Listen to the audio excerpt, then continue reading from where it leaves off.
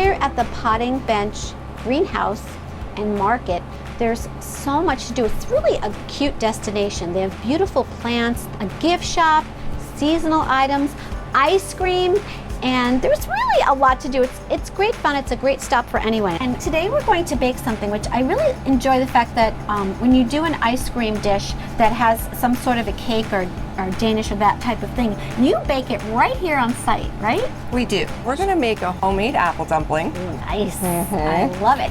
And you use these for the ice cream for a sundae, right? What's the sundae like? Oh, it's got creamy, soft serve ice cream, and then it'll have the juices sort of from the apple dumpling itself that we'll cook later on. Nice. And then it'll also have whipped cream, cherry, and a little bit of caramel on top as well. Some hot caramel, that is. A masterpiece. It's delicious. All right, well, let's get started.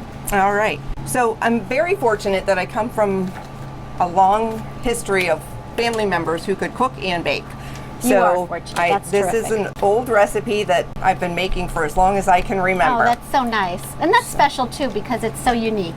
It is. And 90% of the recipes that we use here were old family recipes, it makes it really nice. Okay. So I've kind of pre-mixed some of those things. I just put Crisco in there, some shortening. Yes. And then in here I have just 1 cup of flour along with some salt and some baking powder. All right. And the reason I'm holding off on the 2nd cup is because I want to get the texture of it and I want to make sure it's right because you know, a lot of recipes you have to kind of wait to see how much flour to put in. Yeah. So I put some milk in there. So I'm going to start mixing through this. All right. Just by hand with gloves, of course, but it's all about the texture with this dough. This is probably some of the best dough. I'd love to be able to make pies with it. I've never actually tried it, but it seriously is a very workable dough. So I've pretty much got it mixed through now, and I'm just going to start adding some additional flour. So it's starting to come together nicely. It is. So do we want it like a crumbly consistency or more like a bread dough consistency? It's right before the crumbly consistency. So it's just a matter of working it through. You know when you know, right? Yes, the last batch I made, it was about that much left in the flour. So that's where I'm going to start with this particular one. Alrighty. All right, we are right there. Now you can probably feel this pretty well through the gloves, but if you pat it. Oh yeah, and it's just got a really nice consistency. Yep.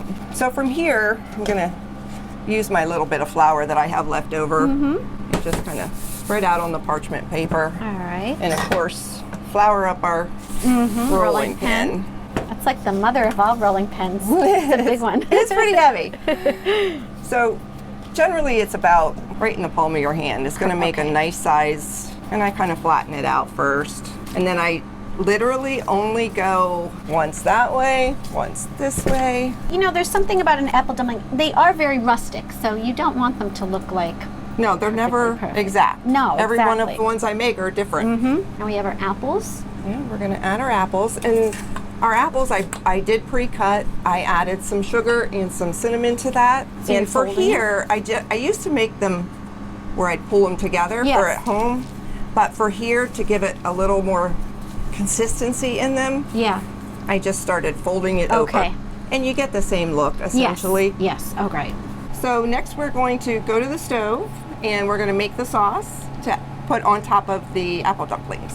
This is where the magic happens because this is where all the flavor is. All right, so that's some water. Add some water to get it started. Okay. Next we'll need the sugar. All right, so how much sugar do we have there? It's about 1.5 cups of sugar. All right. This makes everything so nice and juicy and ooey gooey, right? Yeah, absolutely. The best part. The best part is right. And then next we're gonna add 3 tablespoons of butter, and we have some nutmeg and cinnamon in there. Okay. And I'm gonna get every last bit because like you said, this is where all the gooiness comes from. Yeah.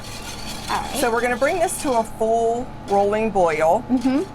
And then generally I'll turn it down a little bit from there. It's probably a good 5 to 7 minutes, I would say. Do you have to stir it with the whisk continuously, or you let it do its thing? Until I'm sure that the sugar is all the way mixed in with the rest of it, I generally will whisk it a lot. But obviously if I let it go, it would boil faster. Or at least it always seems that way. Right. All right, Lori, it looks like it's all thick and ready. I think you're right. I think she's ready to pour over top of the apple dumplings. Great. Set this down, and I'm just going to do it the nice. easy way. And I like to make sure I hit the tops of them first. Delicious. It looks great. This makes your mouth water, doesn't it? It does. And then we're going to pop them in the oven at 375 for approximately 30 minutes. I always check them at 30 minutes. And then if it needs a little bit more, if they aren't quite browned enough on top, I may add a few minutes from there.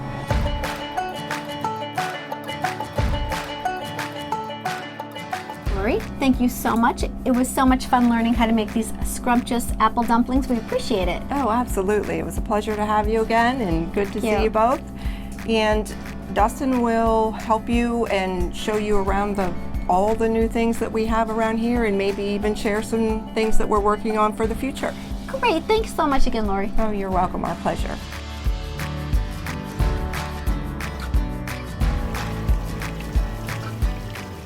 Well, Dustin, there's a lot that goes on here at the potting bench. So let's talk about all the different things that you have. Yeah, so there is a lot.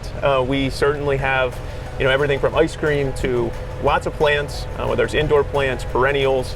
Certainly as we get into fall, mums, pumpkins. We added a gift shop a couple of years ago, so there's all kinds of gifts. You've really expanded the sections where people could sit down and have ice cream, and there's a little indoor area that you can sit down and enjoy your ice cream. Yeah, try to get people out of the weather for a little bit. Yeah. But also nice, a lot of pollinators, gardens that people can watch and look at the birds and butterflies while they eat their ice cream, or they just kind of hang out here. Dustin, there's always something going on here at the potting bench. I mean, you even have things going on for the fall and also the Christmas holidays. Yeah, we do. We have lots going on, lots of community events, lots of free events for kids and adults. So we'd like to have something going on that's really something for people to do, get out of the house, come explore. We're super excited. This is our 5th anniversary season. We've been doing things all season long. We'll continue through the fall and winter months.